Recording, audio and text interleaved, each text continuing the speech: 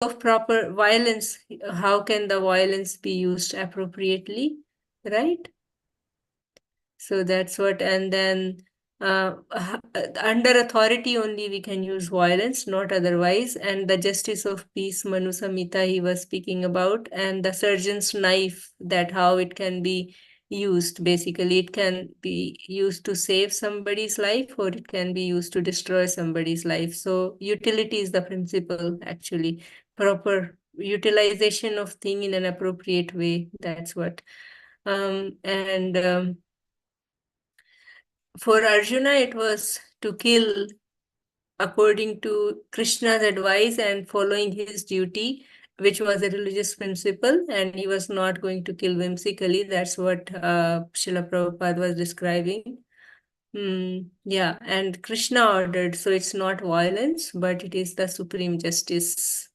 Yeah. All right. So that the kind of violence was permitted. So now we can continue on verse 22. Yeah. Someone wants to read who has not I yet can read. read Mataji. Yeah, sure, Narvi. 22. Yeah, please. वाचांसि जीर्णानि यथा विहारे नवानि गृह्णीति नरो प्राणि तथा शरीराणि विहाय जीर्ण नयनानि संयति नवानि देहि. Translation and propagation of Prabhupada. As a person puts on new garments, giving up old ones, the soul similarly accepts new material bodies, giving up the old and useless one. Change of body by the atomic individual soul is an accepted fact.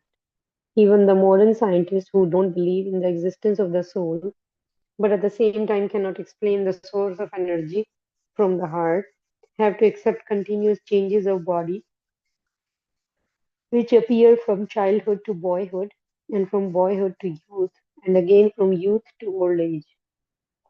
From old age, the change is transferred to another body. This has already been explained in a previous verse 213. Transference of the atomic individual soul to another body is made possible by the grace of the supersoul. The supersoul fulfills the desire of the atomic soul as one friend fulfills the desire of another. The Vedas, like Mundaka Upanishad, as well as the Shweta Shweta Shwarta Shweta Upanishad, compare the soul and the super soul to two friendly birds sitting on that same tree. One of the birds, the individual atomic soul, is eating the fruit of the tree, and the other bird, Krishna, is simply watching his friend. Of these two birds, although they are the same in quality, one is captivated by the fruits of the material tree, while the other is simply witnessing the activities of his friend. Krishna is the witnessing bird, and Arjuna is the eating bird. Although they are friends, one is still the master and the other is the servant. Forgetfulness of this relationship by the atomic soul is the cause of one's changing his position from one tree to another, or from one body to another. The Jiva soul is struggling very hard on the tree of the material body, but as soon as he agrees to accept the other bird as the supreme spiritual master, as Arjuna agreed to do by voluntary surrender unto Krishna for instruction, the subordinate bird immediately becomes free from all lamentation. Both the Mundaka Upanishad and the Shvetashvatra Upanishad confirm this. Samane vrakshe purusho nimagno nishaye sochita muhayamahana jas jasam yada pashyate anyam isham asya mahimanam iti vitashoka. Although the two birds are in the same tree, the eating bird is fully engrossed with the anxiety and moroseness as the enjoyer of the fruits of the tree. But if in some way or other he turns his face to his friend, the Lord, and knows his glories, at once the suffering bird becomes free from all anxiety. Arjuna has now turned his face towards his eternal friend Krishna and is understanding the Bhagavad Gita from him. And thus, hearing from Krishna, he can understand the supreme glories of the Lord and be free from lament. Arjuna is advised herewith by the Lord not to lament for the bodily change of his old grandfather and his teacher. He should rather be happy to kill their bodies in the righteous fight so that they may be cleansed at once of all reactions from various bodily activities. One who lays down his life on the sacrificial altar or in the proper battlefield is at once cleansed of bodily reactions and promoted to a higher status of life. So there was no cause for Arjuna's lament.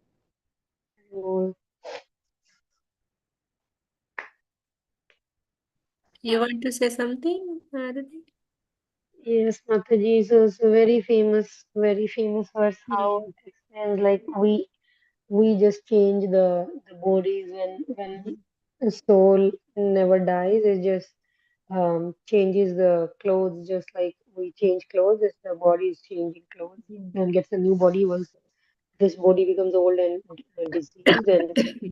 And the very famous analogy of the two birds sitting on the same branch, where one is the jiva and the other is the Paramatma, where the jiva is sitting on the trees, like the material world, where he is just engrossedly enjoying the material world, and even though they think they're enjoying, they're suffering, and and they're suffering because they forget the relationship with the Paramatma and they are not looking at the bird, while Paramatma is always sitting next to the jiva and always watching. Hmm. And the moment the jiva realizes that the reason for the suffering is because he is not looking at the Lord and he faces towards him, every anxiety goes away. And maybe the dukhas and all the things don't go away, but the perspective changes and the bearance for the pain, and it doesn't matter. And that's what is explained here, how we in the material energy we start enjoying it and we forget the relationship. And here Krishna, here Arjuna has surrendered, and he's taking Krishna as the guru. And then also it explains how when the jivas are killed in the battlefield, they basically um, cut off all their karmas in the battlefield, and then they are ready to be promoted to the higher level. So here Arjuna is not supposed to be lamenting about killing his grandfather or his relatives, because for whatever the sins they have accumulated, they would be like by getting killed by Arjuna's hand, they will be compensated, and then they would be ready to be uh, ready for the higher platform. So in that way, there is no need for lamentation because soul is anyways not dying, and then the clothes are supposed to be changed anyways, and then here they won't be suffering for their sins because it will be balanced out. So Hmm.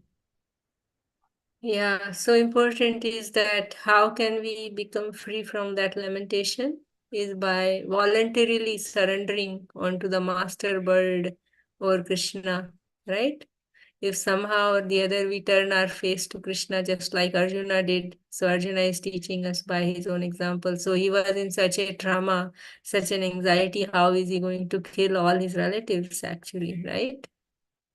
So, yeah, and then he turned to Krishna, he accepted Krishna as his spiritual master, and we see in our own lives. So many times we are in such a situation that we are in anxiety, deep in anxiety, and then we just speak to our friend, and then what happens to us? We take some help from those whom we trust, right? Or even sometimes taking guidance, so it helps us. So same way here also, taking that guidance from. I was just thinking of that past time of just when you were reading, Nardi, when the Pandavas were living in the house of that Brahmani, and one Rakshasa was taking one person every day, and then it was the turn of that Brahmani's son, who had only one son, and then Kunti Maharani saw her in that anxiety, and then just she shared what's going to happen, and then Queen Kunti, she sends Bhima. Mhm. Just, I don't know, just that random pastime came to my mind when you were just speaking. You were reading. Yeah, there is no alternative to surrendering to Krishna. There is no alternative to turning to the super soul and taking guidance from the super soul. Yeah. And this is just the bodily change. And I was also thinking one point that so the body is anyway changing. Like a child takes birth and the child grows and then becomes youth, and then they start reproducing. Nobody cries for those changes when that body is changing from, but only difficulty comes when somebody gets disease and the old age, right? So it's the Yeah. same body. I mean, it's such a, the visible example to understand actually that body is changing, and we are not crying. So at the death also the body is changing, and the choice is ours. I think there was one sentence here about the transmigration also, that how does that happen. Yeah, here, transference of the atomic individual soul to another body is made possible by the grace of the supersoul. The supersoul fulfills the desire of the atomic soul as one friend fulfills the desire of another. So basically, be watchful of what are my desires, right? What is my, I may not be a pure devotee, but at least I can have a pure desire, right? So yeah, and very, very wonderful thing I heard from Srila Prabhupada today. So I was listening to this class on Queen Kunti's prayers, where Queen Kunti says that our kingdom is flourishing because your the marks of your lotus feet, the land has been marked by the footprints of your auspicious feet, right? Your auspicious lotus feet. So Srila Prabhupada was saying that Krishna is absolute, and his lotus feet, the marks of his lotus feet, his names and himself, they are non-different. And Queen Kunti is saying all opulences is because of that only. So we can also have all the opulences all the time if we can remember Krishna, think of Krishna, chant his glories. That's what he was saying.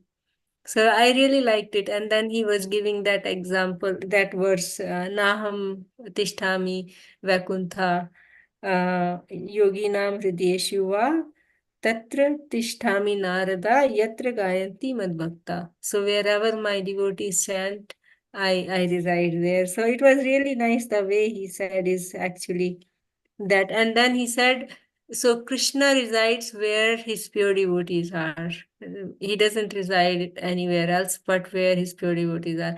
And pure devotee means Anya Abhilashita Shunyam, meaning there is no other desire but to please Krishna. Yeah. So we should always think of how can I be servant of Krishna. That's what Srila Prabhupada was saying. Then we can have all the opulences of Krishna all the time. So there, that I kind of felt it, wow, in just simple, he just said simply, and it makes so much sense. Yeah, okay, let's read one more verse quickly. 23. So now again from 23, 24, 25, Krishna is going to give some more qualities of the spirit soul. Someone wants to read? I can Kirti Kumari, you want to read? Yeah, go ahead. नैनं छन्दन्ति शस्त्राणि नैनं दहति पावका न चैनं क्लेदयन्त्यापो नाप्सोष्यति मारुतः. Translation and purport by Srila Prabhupada. The soul can never be cut to pieces by any weapon, nor burned by fire, nor moistened by water, nor Lifted by the wind. All purport by Srila Prabhupada, Jai Srila Prabhupada. All kinds of weapons, short flame weapons, rain weapons, tornado weapons, etc., are unable to kill the spirit soul. It appears that there are many kinds of weapons made of earth, water, air, ether, etc., in addition to the modern weapon of fire. Even the nuclear weapon of the modern age are classified as fire weapons, but formally there are other weapons made of all different type of material elements. Fire weapons were contracted by water weapons, which are now unknown to modern science. Not two modern scientists have knowledge of tornado weapons. Not sorry, Mataji. Unless the soul can never be cut into pieces, nor annihilated by any number of weapons, regardless of scientific devices. The Mayavadi, the Mayavadi cannot explain how the individual soul came into existence simply by ignorance and consequently became covered by the illusory energy. Nor was it ever possible to cut the individual soul from the original supreme soul. Rather, the individual soul are eternally separated part of the supreme soul because they are atomic individual soul eternally. Sanatana, they are found to be covered by the illusory energy, and thus they become separated from the association of the Supreme Lord. Just as the spark of a fire, although one is quality with the fire, are found to be extinguished when out of the fire. In the Varaha Puran, the living entities are described as separated part and parcel of the Supreme. They are eternally so, according to the Bhagavad Gita also. So even after being liberated from illusion, the living entity remains a separate identity, as it evident from the teaching of the Lord to Arjuna. Arjuna became liberated by the knowledge received from Krishna, but he never became one with Krishna. Hari बोल। Very bold. You want to say something? नहीं माता जी, आप ही explain कीजिए। Anything you like captured? Anything that touched you? So in this verse, Srila Prabhupada is saying that in this world there are so many weapons like fire, air, ether, but uh, not a single weapons has power to destroy the soul, because this is the separated. I mean, this is the soul is the parcel part and Part parcel and parcel of of Supreme Krishna. Personality. Yeah, Supreme Personality of Godhead. That's it, man. Yeah.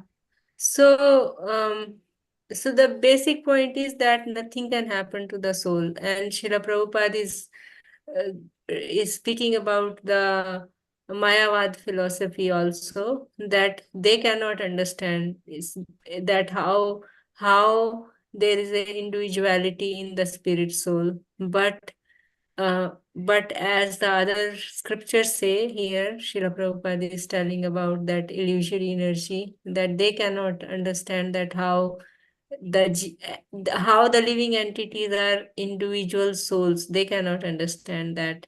So because again and again Krishna is saying that every living and in order for a living entity to have a loving relationship, there has to be two persons, and then the loving exchange itself, so that has to be there. If it is not there, then there is no relationship basically. So that's what here we are all individuals, and in the previous verses also Krishna has said.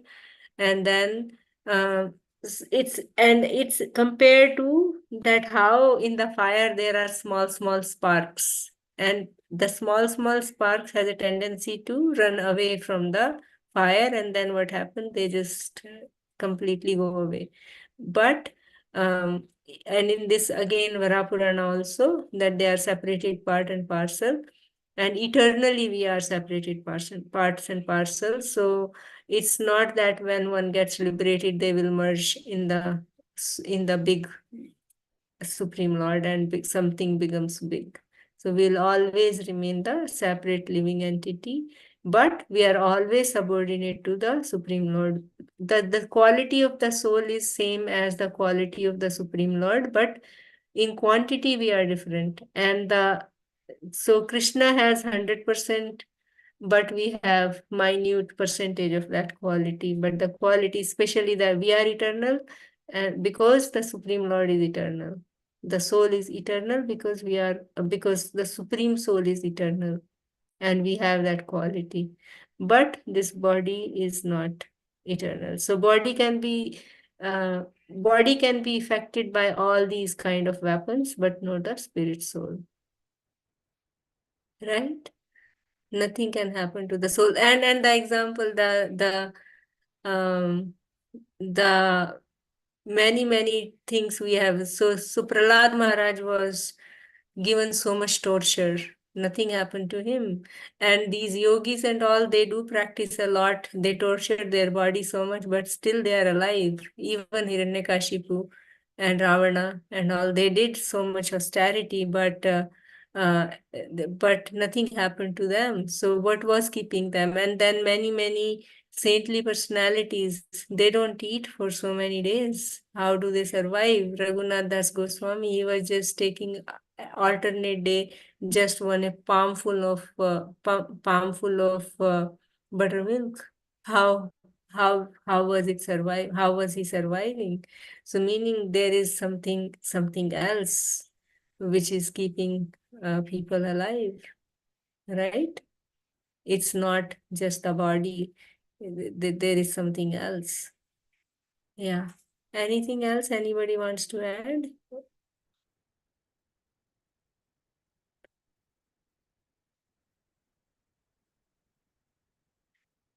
Yeah. So I really that in the Bhagavatam, those two verses that we read today is about, in order to approach Vaikuntha, we need to get over this mentality of friend and enemy, seeing spirit soul and the super soul in the living entities. And this topic has come many places in Bhagavad Gita as well as in Bhagavatam 11th canto. As Krishna says that actually, that the seeing Krishna in other living entities will solve a lot of problems in our lives. That is harmony actually, right? That's harmony. So it will create that harmony in the society and within ourselves also. So look within, like Bhaktisiddhanta Saraswati Thakur says, and somehow contemplate on. I mean, we are reading slowly Bhagavad Gita, so it gives us space and time to actually think more, contemplate more who we really are. I don't know actually, but by Krishna's mercy only I can realize that I'm spirit soul. So that humility. Okay, every day I'm reading, but I'm not there. So we need mercy of Krishna. Then only we can realize that. Yeah. Yeah, I'm remembering one verse from when Lord Brahma started praying in the third canto itself, when Lord Brahma started praying to Krishna for creative power, because everything was there, but still the creation was not happening. And then he was praying to give him that potency, and also he was praying so that I don't become puffed up, right? So then when Krishna was responding, then he was saying that whatever you have prayed for and your firm faith in me and your penance, uh, that is actually my mercy, he says in that. So meaning whatever little we have been able to do, that's by Krishna's mercy. Whatever little faith we have, that is his reciprocation to our desire. right? Yeah. Yeah, all right. Anything else? Anybody want to say something?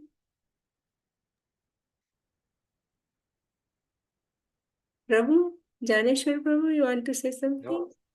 No, Mataji, no, thanks. No? You explained All everything. right, so we will end here then. It's 8:45. Slow. Thank you all very much. Srila Prabhupada ki jai, Srimad Bhagavad Gita ki jai, Granthara Srimad Bhagavatam ki jai, Ananta Koti Vaishnavrinda ki jai. वैष्णववृंद की Vancha जय kalpatarupescha, कृपा सिंधु कृपा सिन्धुभ्येव च पतितानां पावनेभ्यो वैष्णवेभ्यो नमो नमः Hari अनंत Hari कोटि Bol. वैष्णववृंद Thank की you, dear जय Thank devotees, you so very much, much. Mataji. Hari Hari Bol. Thank Hare you, Mataji. Krishna. Thank you, Thank you, devotees, Mataji. for Thank you, your devotees. association.